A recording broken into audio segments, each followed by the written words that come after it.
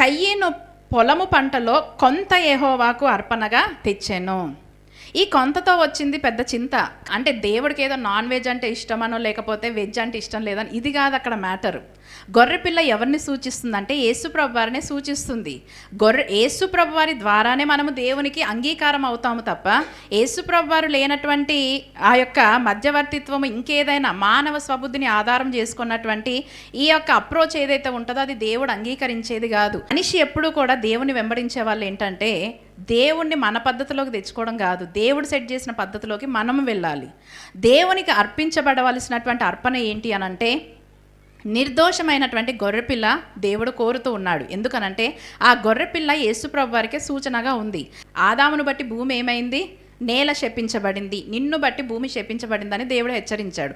అప్పటి వరకు కూడా ముళ్ళ పొదలు కానీ గచ్చ పొదలు ఏవి కూడా భూమి మీద లేవు. ఎప్పుడైతే దేవుడు ఆదామును శపించాడో ఇవన్నీ కూడా మొలిచాయి. అయితే కయ్యను చేసిన పని ఏంటంటే ఆ భూమిలో నుండి పండినటువంటి పంట, తన కష్టం చేసి తీసుకొచ్చినటువంటి ఆ ధాన్యం ఏదైతే ఉందో, ఫ్రూట్స్ ఏవైతే ఉన్నాయో మరి ఆ విధంగా బలిపీఠం మీద పెట్టిన దేవుని చిత్త ప్రకారముగా తొలిచూలు అన్నటువంటి ప్రథమ ఫలమైనటువంటి అర్పణ కయ్యను తేలేదు.